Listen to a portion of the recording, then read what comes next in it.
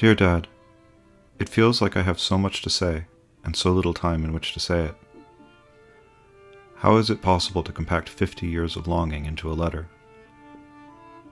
Even if I had another 50 years to spend with you, I doubt that I would be able to say what I need to. The trip to Newfoundland, like much of my life, was defined by your absence. I don't mean that as a rebuke, and I hope you won't take it the wrong way. I know you love me, and I know that I love you, and I understand that you've lived your life in the way you needed to. But I also have to know what this absence is, where it comes from and what it means. Because I understand that while it came to me through you, it did not come from you. It is bigger than you, bigger than me, bigger than our family or the time in which we live.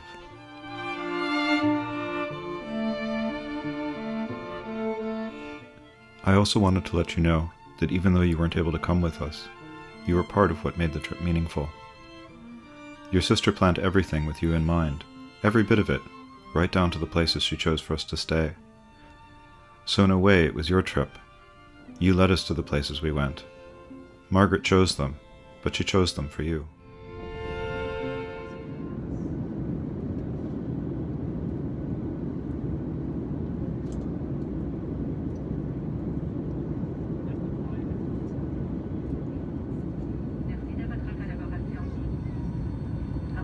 À bord du vol d'aujourd'hui, nous offrons notre service Bistro Air Canada. Vous pourrez acheter une variété d'aliments et de boissons au moyen de votre carte de crédit. Pour accéder à un reçu électronique, veuillez visiter www.aircanada.com/bistro Air Canada. Merci d'avoir choisi Air Canada et bon vol.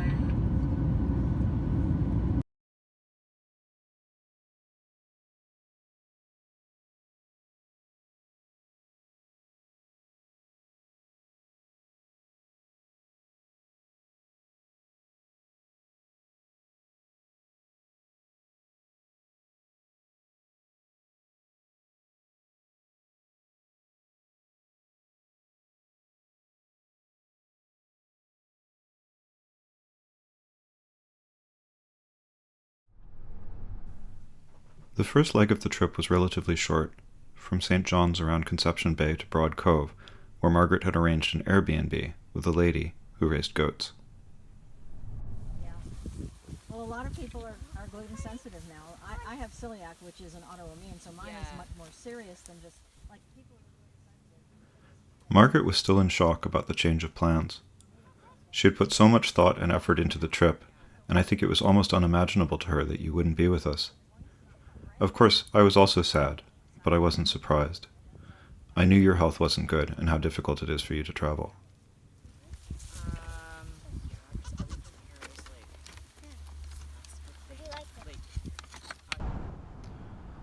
A few years ago, Margaret sent me a copy of your father's memoir, and I had been rereading it in preparation for our trip.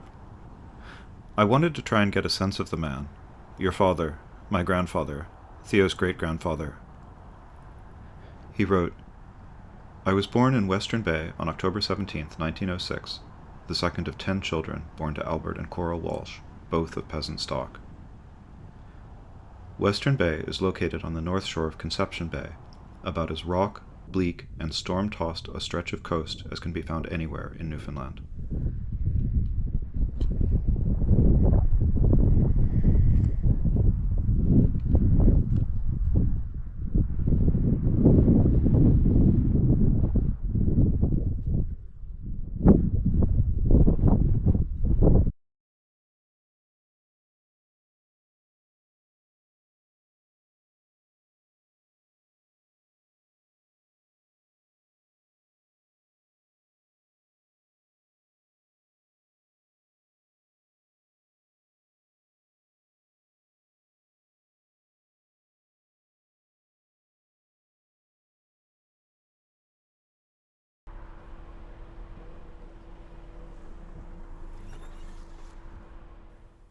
Margaret took us to the plot of land where your grandparents' house had stood.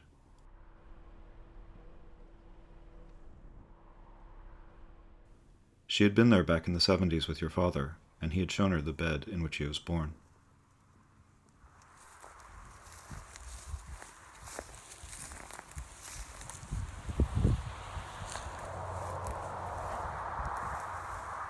he said the foundation, this wouldn't have been what he's referring to, right? I wouldn't think so. I kind of thought more like...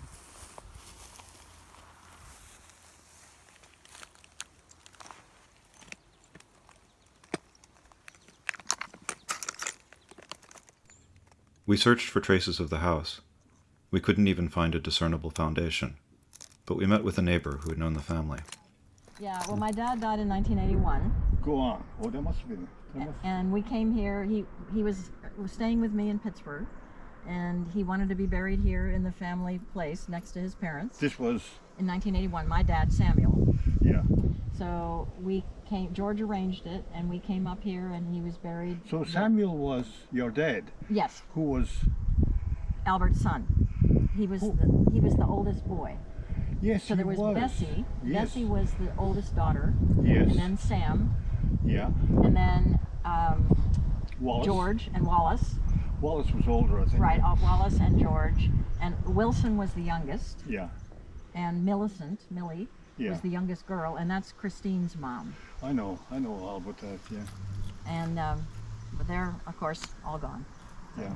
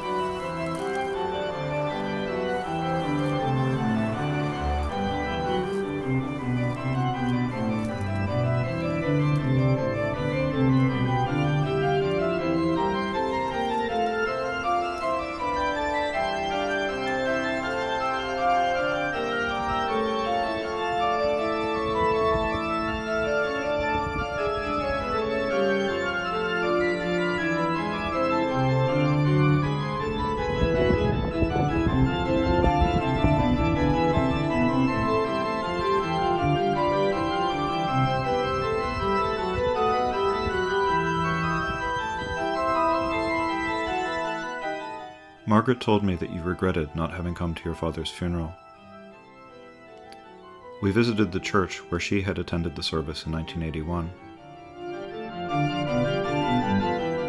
I have almost no memory of your father, although I know he visited us when I was a child. I knew that he was a Methodist minister and a professor of philosophy, and that he had spent time as a missionary in Labrador. I remember the day you told me he had had a heart attack, but I don't remember being told he had died. The one memory I do have of him is sitting in the rocking chair in our living room. In my memory, he was wearing his sealskin hat.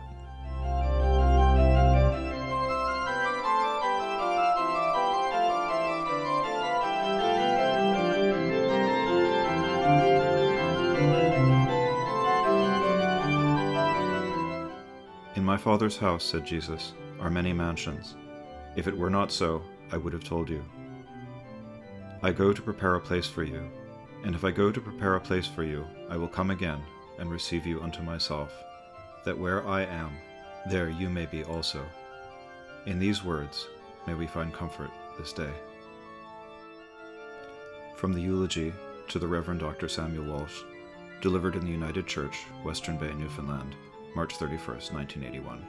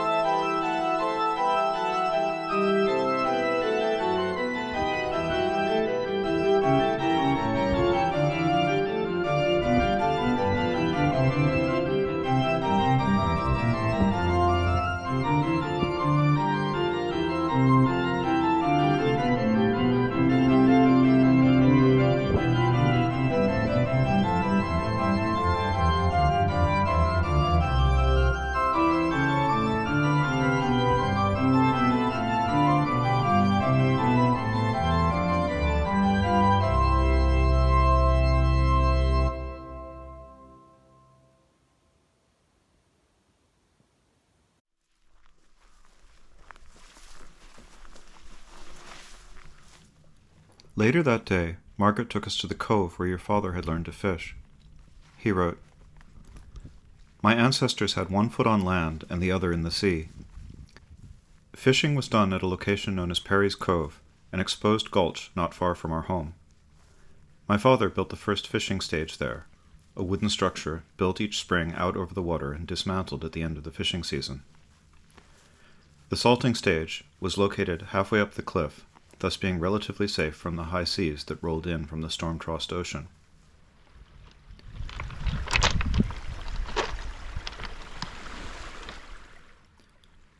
Flat-bottomed boats called dories were used to ferry us from the cove to the collars. Launching and landing these in rough seas required the skill and courage possessed by fishermen everywhere.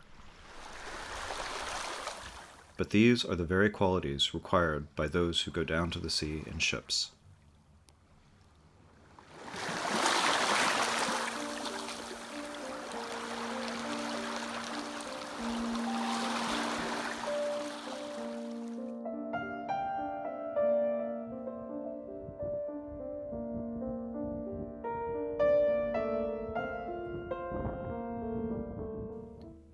Your father wrote, "The hinterland is still studded with ponds and marshes.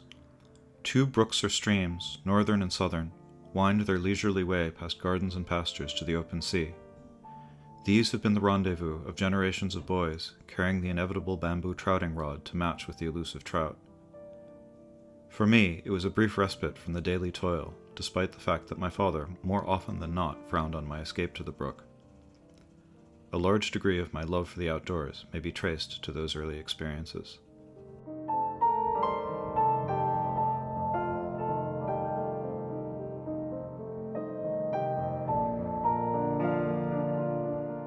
That evening, Theo and I went down to the beach to play. I wrote to Katya, "I fall in and out of love with him, the same way I do with you. Not that I'm ever truly out of love, but I forget, I get distracted. You are busy, or he is difficult, or I'm depressed and self-absorbed. And then one night, you say some funny thing. We have a glass of wine, or a walk. You kiss me in the kitchen, and I remember. All of a sudden I see you, not as I thought you were, but as you are, and I'm starstruck, again, so in love with you, again, so in love with the world." Tonight, his quiet body breathes and clicks beside me. Sunburned and full of ideas, his hair a disaster of chocolate-infused gold. Yesterday, he discovered krill and snails in a tide pool, and we played outside until it was too dark to see.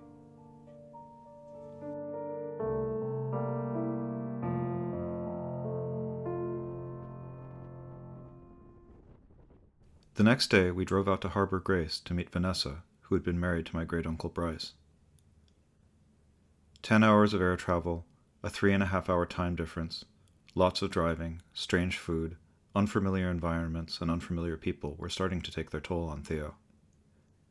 He finally broke down at Vanessa's house, refusing to let me leave his side for more than a minute at a time. And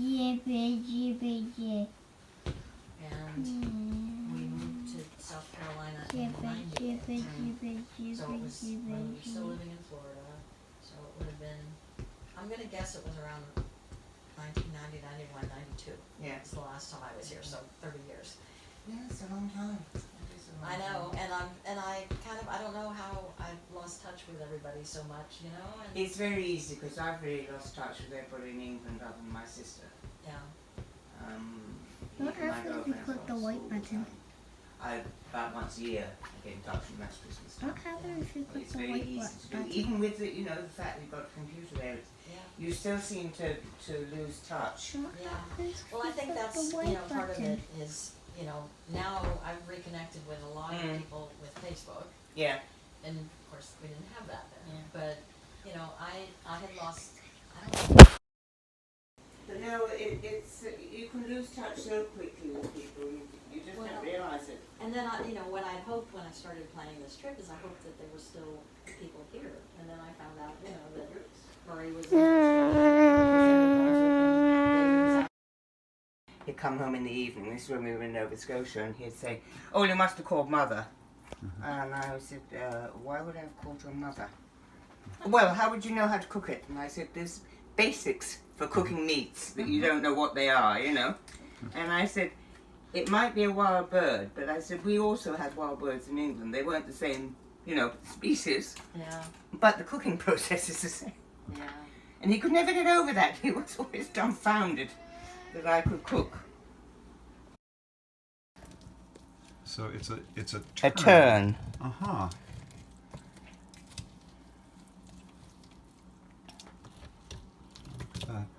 Very much a Newfoundland dish.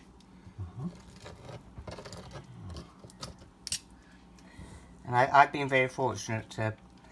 Bryce was always a hunter and, you know, out in the woods and what have you, so we always had this stuff. And then after he died, I thought, oh, I'm not going to get this anymore. But neighbours around always bring me something. And I wouldn't say they got it from here, I'd say they got it from somewhere else. And so I thought, well, I'd better put it in, because, you know. And I let it soak all over last night, and I put in, but it's quite salt still.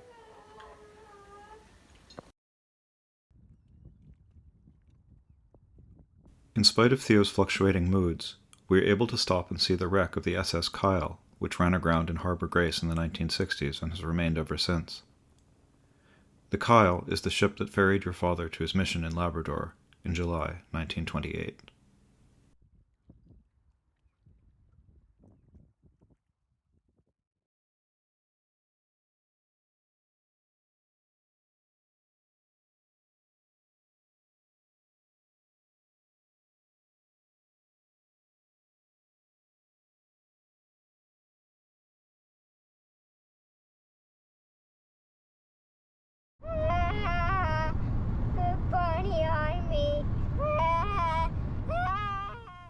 The next part of the journey involved a lot of driving.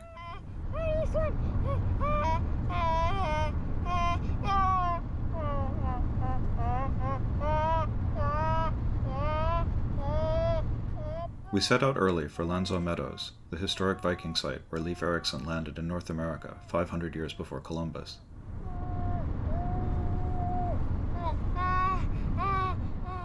The visit added over 1,000 kilometers to our trip, taking us from the southeast corner of the island to the northern tip.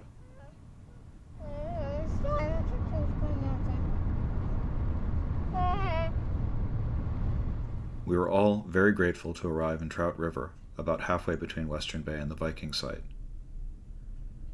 Margaret had booked us in for 2 nights at Shepherd's Bed and Breakfast. Are you here? Uh-huh. Yes? We're here. Yes, we're here. Theo immediately barricaded himself in our room to take advantage of the good Wi-Fi.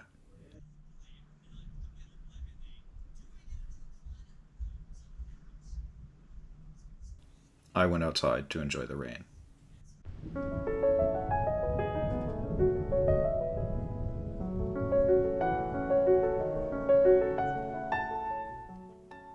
I was struck by how little your father wrote in his memoir about his parents.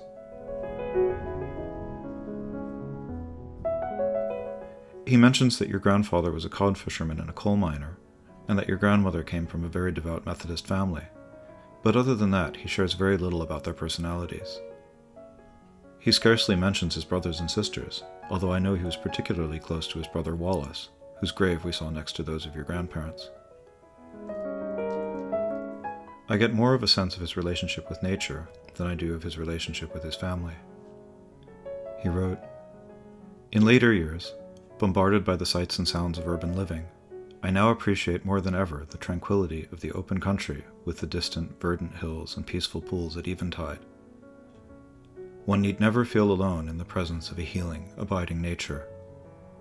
On a pleasant summer's evening, marking the close of another day's toil, my spirits were often revived by the peace and tranquility of that environment."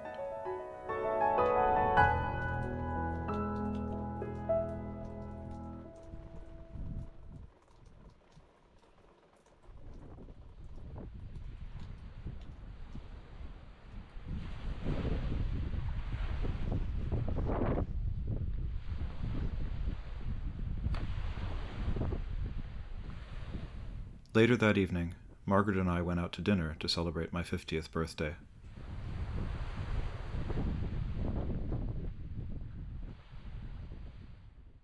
Theo declined to join us, but took a picture at the restaurant.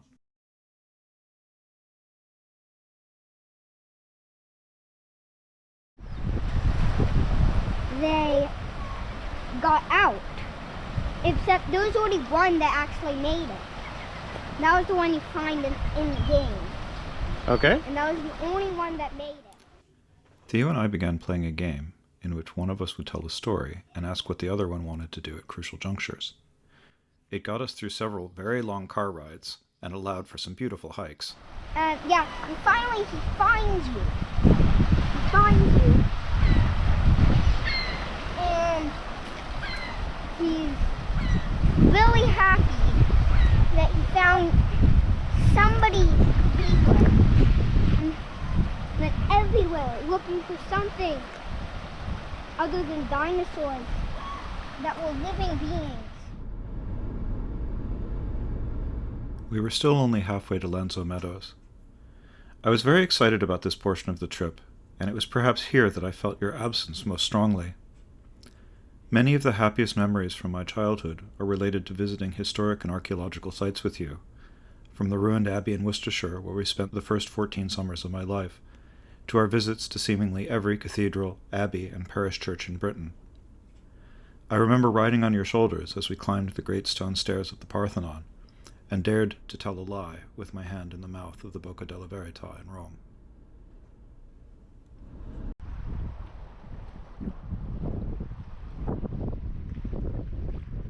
We spent a peaceful night in St. Anthony, about 30 minutes from Lanzo Meadows.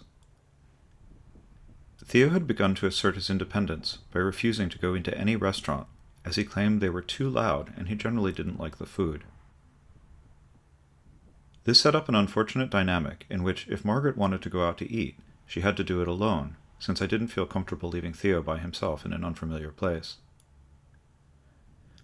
I had hoped that Theo and Margaret would bond, but as the trip progressed, he became increasingly inflexible, wanting to be either only with me or left alone with his familiar YouTube videos.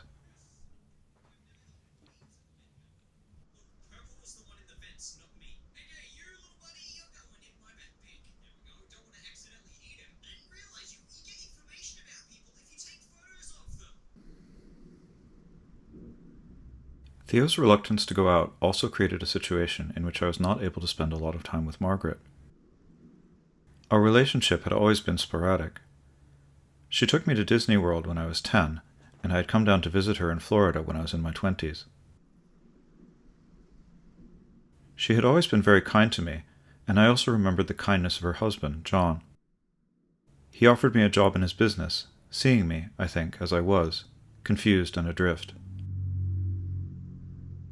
It is fortunate that I never took him up on his offer, as I was also incapable of holding down a job. After John passed away, I didn't see Margaret for years, until we reconnected when I was in grad school. She began telling me about our family history, about her trips to Newfoundland and Europe with your father. She told me about your father's black Irish moods, when he would lock himself away in his study for hours or days. She helped me to understand the loneliness that seems to be at the core of our family, that I feel so deeply myself, and that I have seen so often in you.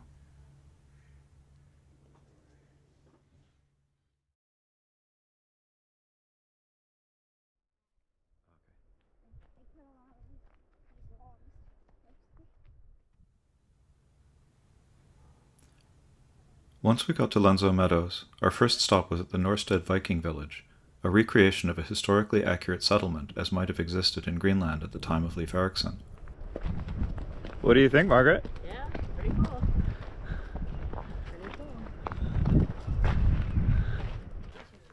Theo got a look at the Snorri, a reconstructed Viking sailing ship that had made the passage, with a modern crew, from Greenland to the Great Northern Peninsula of Newfoundland, along much the same route taken by Erikson and his crew.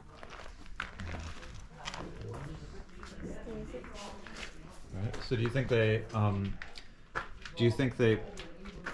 sort of pull these ropes and it pulls the rudder up into place? Do you think that's how that works?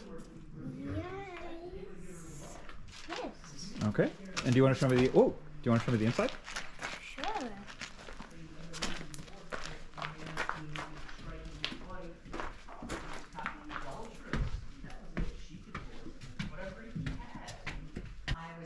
Yeah, see, there's like the ropes over there. You pull those to get them to Uh-huh. get in. To get the rudder in place? Yeah. Uh-huh.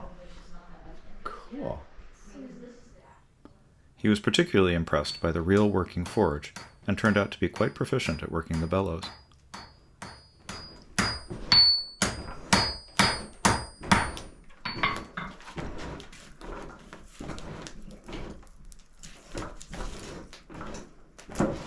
Make sure you fully pump the bellows.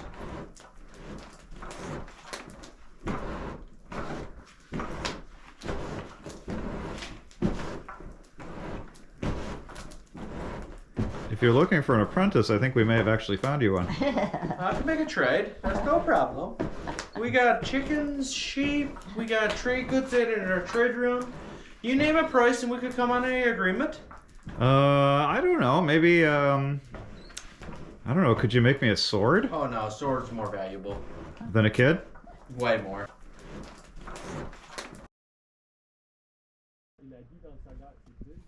As it turned out, Theo was a lot less excited about the archaeological site than I was. Okay.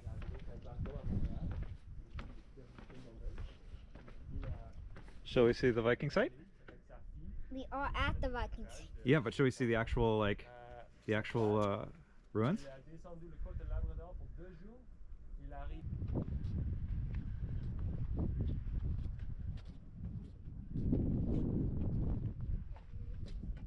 I was not able to have the experience I was looking for at the Lenzo Meadows archaeological site.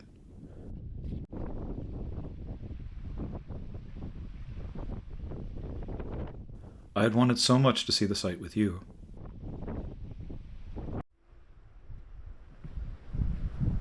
In your absence, I tried to capture the experience, to create a document in the hopes that I could share the images with you.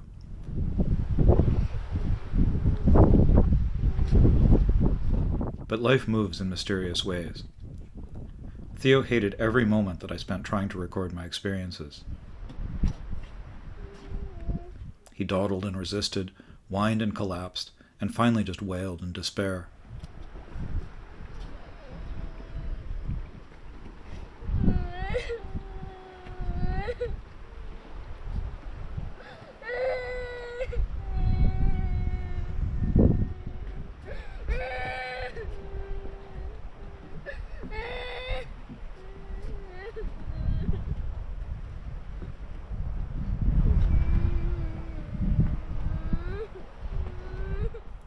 It was almost as if he had a message for me.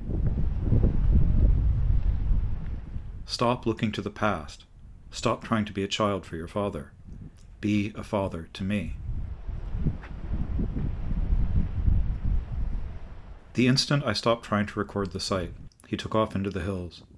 I could barely catch up with him. That was my place, to be chasing my child through the windswept grass, not trying to fix a relationship that didn't need fixing.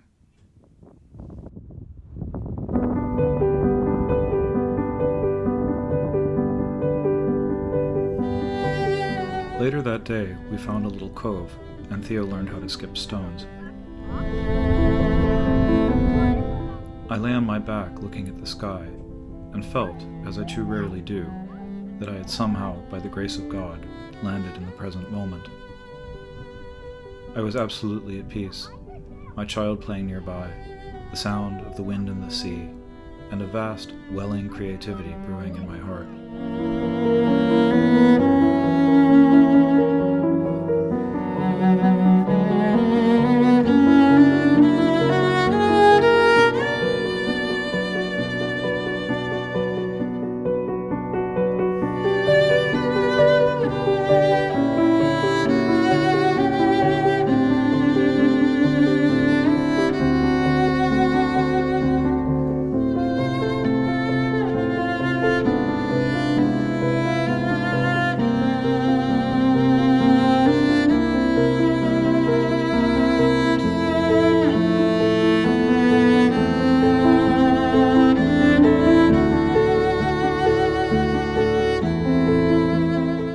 To say I never knew your mother would be a lie, but to say I knew who she was would be equally untrue.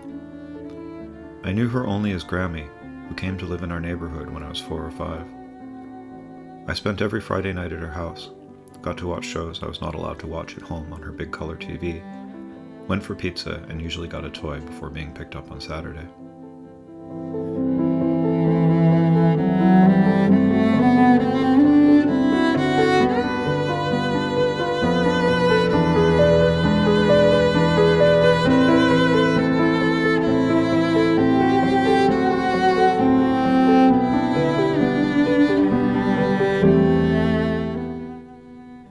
Ruth Linfield grew up in Boston, but her family had deep roots in Newfoundland.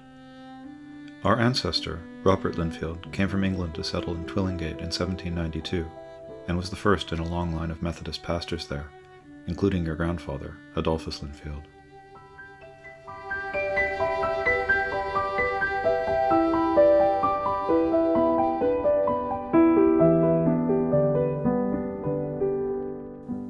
Margaret had arranged for us to meet with Howard Linfield, a distant relative and local historian. When we arrived in Twillingate, he agreed to give us a tour of the town. Well, there's only two of us left in the family now. Myself and a sister, June. She lives in Nova Scotia. We visited the Southside Methodist Church, where Robert Linfield is buried, and where Adolphus Linfield had been a pastor before moving to Boston. The church is now a performing arts center. So Adolphus married Bessie Willard, Yes, and then they ended up in Boston. yes, And he, I believe, had a church there. yes, And then he was teaching at the Boston Theological School, yes. where my dad, Samuel Walsh, who'd come from Western Bay, was getting his degree. Okay. And then Adolphus said, "Oh, I want you to come home with me. I've got a Newfoundland daughter for you to meet." And so that's how my parents met. Okay. It was kind of arranged because Adolphus wanted his daughter to marry a Newfoundlander. Okay. Margaret had hoped to find a historical photo of Adolphus that had been in the church when she visited it in 1976. We couldn't find the photo, but the caretaker allowed us to go up into the loft to see the organ. Now, but you got to go on your. I'll take you up, but don't fall or anything. But I will take you up and have a look if you want to go see it. Yeah. You want to go see it? Oh, yeah. Come on. Yeah, yeah. Uh-huh. You did a few screechings. Yeah. All right. Come on. Watch yourself on the. Uh-huh. Okay. All right. Yep. Watch your step. And the reason that the upstairs is not used, we don't use it, is because the church is so old and it's a liability. Yeah. So. The Southside Methodist Church was built in 1868, replacing an earlier church from 1841. The Linfields had participated in its construction, and several had been pastors here over the years. I don't think that it is an exaggeration to say that the building was the spiritual hub for generations of my ancestors.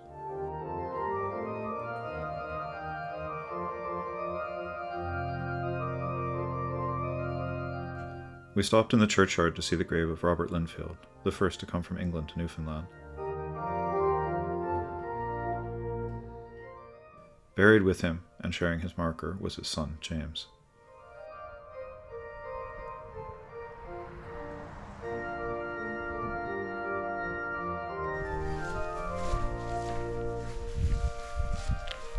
After our visit to the church, Howard took us home and gave us a tour of his property.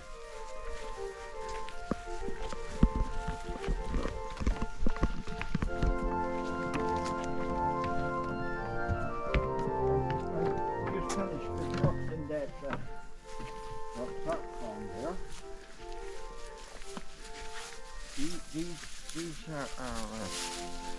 are red currants. Oh, nice. Did you ever try that? No. Oh, yeah. Are they? Okay. Yeah. Feel free. Okay.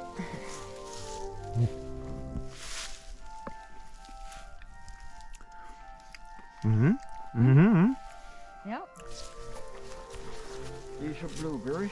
Oh They're yeah. good. Oh. Oh, good. Mm. They're good. I'm going to take you up top of that hill there. That's Linfield's looking. That's Linfield's Lookout? Yep. Up at the top of the hill? Yep. Oh, wow. But we're not going up that way because it's a little bit steep there on this side, but I can take you around. And it's not quite as steep, but a little bit longer to walk.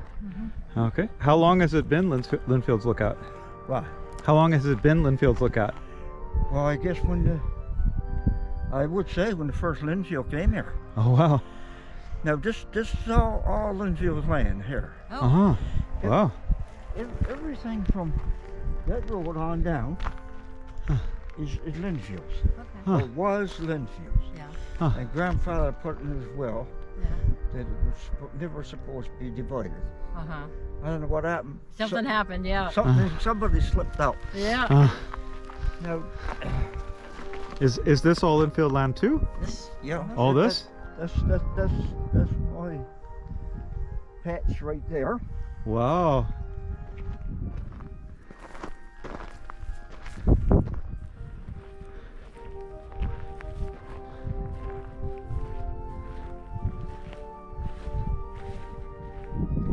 Okay, now I was saying about those houses that were pulled out from down here. But that was great grandfather's house right there. That one was pulled by hand. The white one there in the garden. That was grandfather Stephen Billy.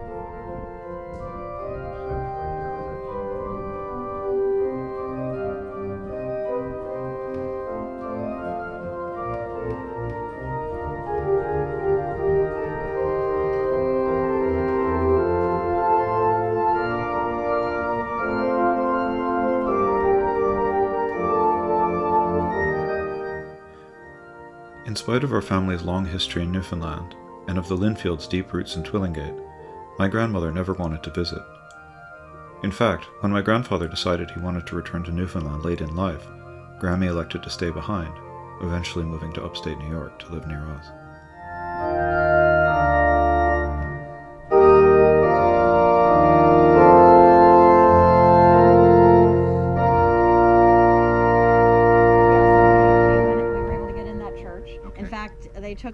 She took us up to the organ and she told me I could play it, except we couldn't figure out how to make it sound come out. Okay, was it pedals? Yes, and I tried pedaling, but I don't know whether I just had to pedal a lot more to... It's a lot of pedaling, yeah. Okay, that's probably it. And then There's a gentleman here who actually can make that organ just, like, sing. Yeah. One of the highlights of our time in Twillingate was our stay at Lupenfield Cottage, a beautifully restored 19th century home. Margaret had befriended the owner, Charlie, when she had been making arrangements for the trip earlier in the year. Theo took an immediate liking to Charlie, and Charlie even agreed to keep an eye on him while Margaret and I explored the town. Theo also loved the house and offered to do a tour for the camera. Go into the living room. The best living room ever. You can lie down on the couch. You can sit in the chairs. We have a fire with unreal wood, with a dog on it. Charlie had done all the renovations himself. He also had exquisite taste in antiques and had decorated the cottage with all manner of historical artifacts, creating an incredibly inviting space. We have some flowers. Yes. Up for the stairs. If it was at Lanzo Meadows that I missed you the most, I suspect it was in Twillingate that Margaret felt your absence most acutely. Crazy. Then we actually have a transition for rooms. She had chosen Lupenfield Cottage especially for you, because of your love of old houses and antiques. It was like a gift she had gotten for you, that she was not able to give, and that you were not able to receive. We have another room called the Pink. It's called Pink. And this. He can lie down in it. As much as I, and to some extent Thea, valued our trip, it was not the journey she had wanted to take. It's so small. It's like so actually small.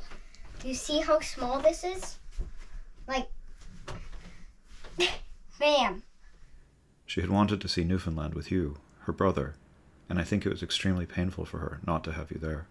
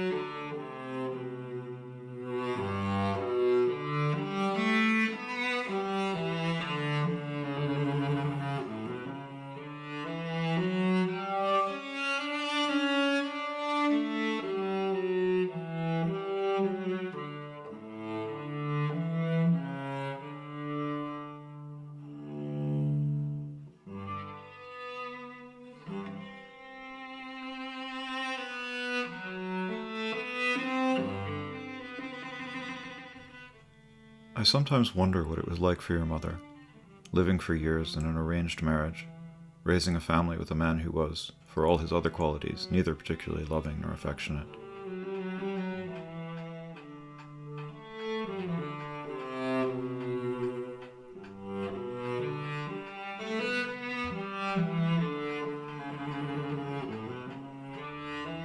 When I knew her, Grammy had already suffered a series of massive strokes that left her blind in one eye and with somewhat limited mobility. I knew that she had played piano and cello. What I didn't know was that she had played cello in several prestigious orchestras, and that she had put herself and Margaret through college by teaching piano. I had no idea that she had earned a degree in entomology, or that she had painstakingly rehabbed herself after her strokes, becoming functional again after being paralyzed in half her body.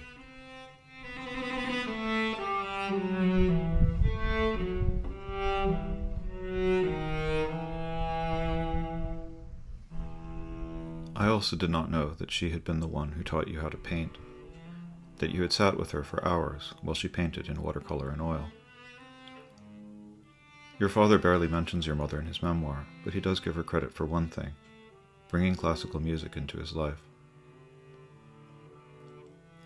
When I say that I did not know who your mother was, what I really mean is this. I thought the gifts she gave me were a few plastic toys and a chance to watch Tales from the Dark Side on late-night TV. What she really gave me, through you, was an appreciation of art and music that has shaped who I am.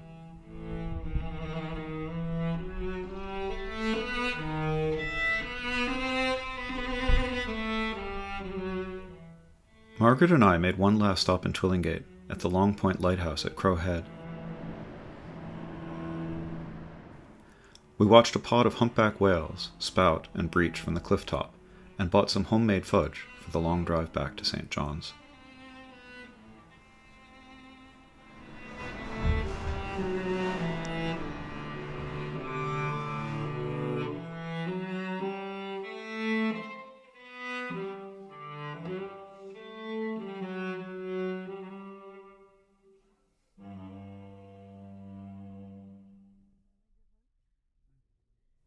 The last leg of our journey brought us back to St. John's, where your father had attended school for a year, and where he finally settled upon his return to Newfoundland. He wrote of his arrival by train in 1923. When we finally stopped, a bewildering world met my eyes. I had never seen so many things on such a large scale. There were paved streets, brick and stone buildings, inviting parks, clanging streetcars, noisy fire engines, and more automobiles than I had ever dreamed of. All this and much more was new to me. The amplified sounds of the city broke in on my consciousness as a sudden storm in my quiet outport.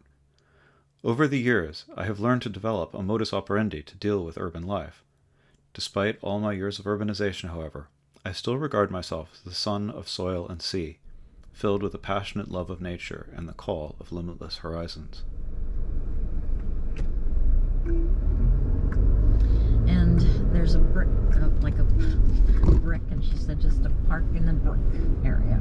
Is this Youngstown? Maybe it's the purple with the red door? Okay, I think The destination is on your left.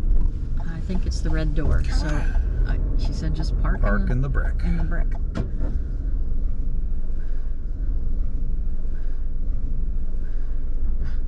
All right, It's we're weird. parking in the brick.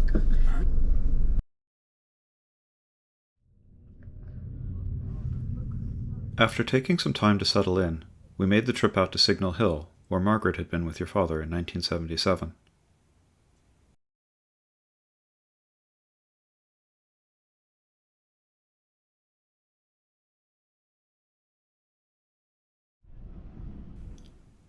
Your father wrote, "As the newly arrived visitor stands at the top of Signal Hill with a majestic panorama unfolded before him, he cannot escape much of the romance of history and the treasured tradition associated with the island.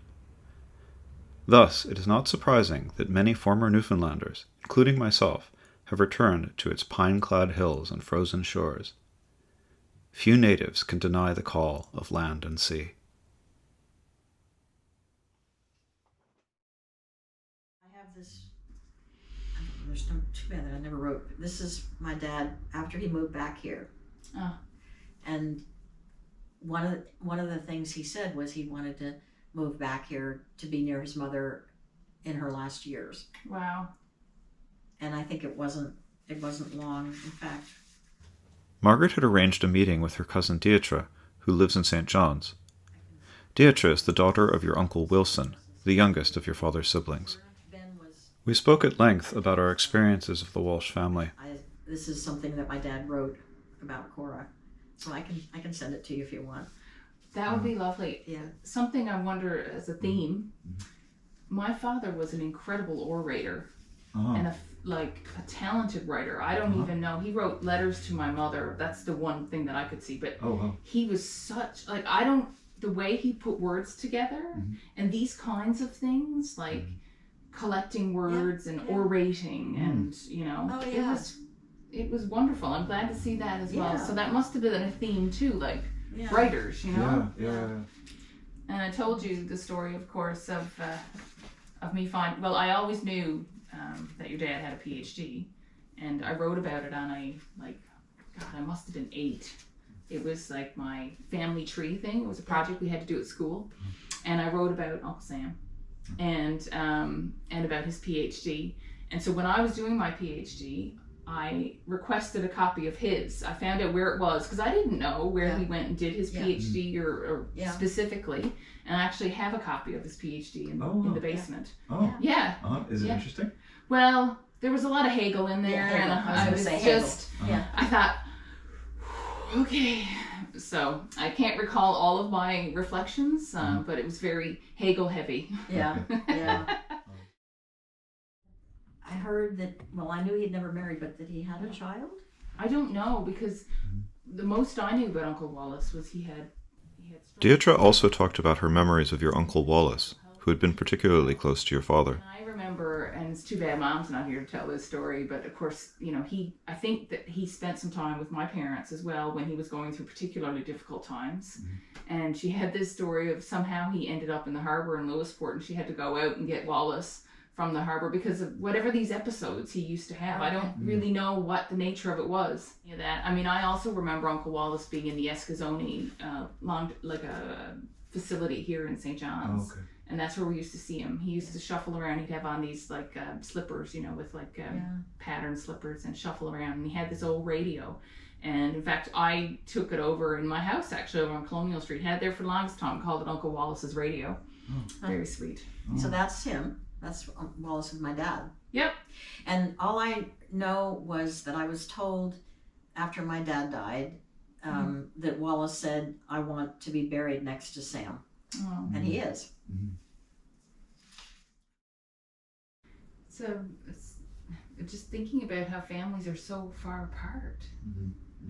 It's different because I know I was saying to Ben that when I was growing up, we lived in Maryland, and my mother's 2 brothers and their kids, we would get together for Thanksgiving and get together for Christmas, and we would have parties, and there would be 15 or 20 or 25 of us all together, and now that doesn't happen anymore.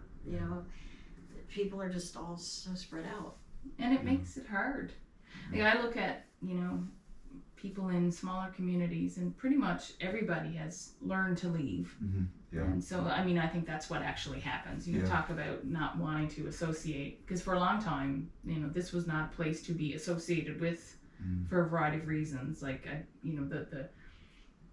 the history of the backwardness of Newfoundland, right? I think that is ingrained in so many people, and so it just pushed everyone out, including in my generation.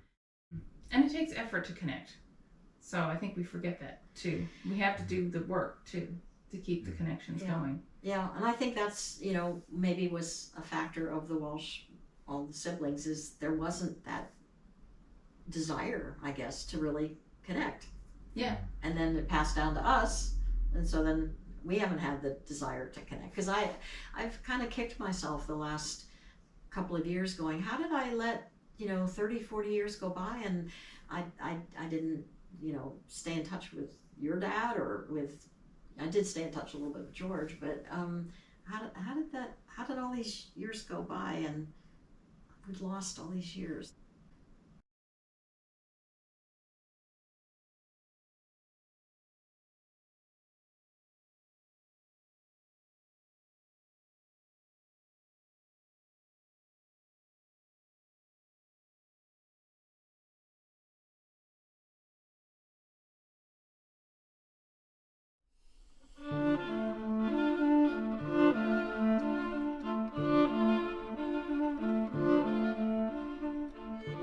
In the end, I can't say where the emptiness comes from in our family, but I can say this. What helps me to survive is my ability to frame it. I never heard you talk about God, but I watched you paint. I never went to church with you, but I visited 100 churches with you, learned about the structure of worship, the way we worship with our hands, the way we give thanks by seeing beauty, the way we give praise by making beautiful things. You have to have a pretty vast inner world in order to create art. Perhaps a part of your absence, both from me but also from others, from so many human relationships, has to do with making space for that world. Perhaps that is why I too am distant, reclusive, fundamentally lonely.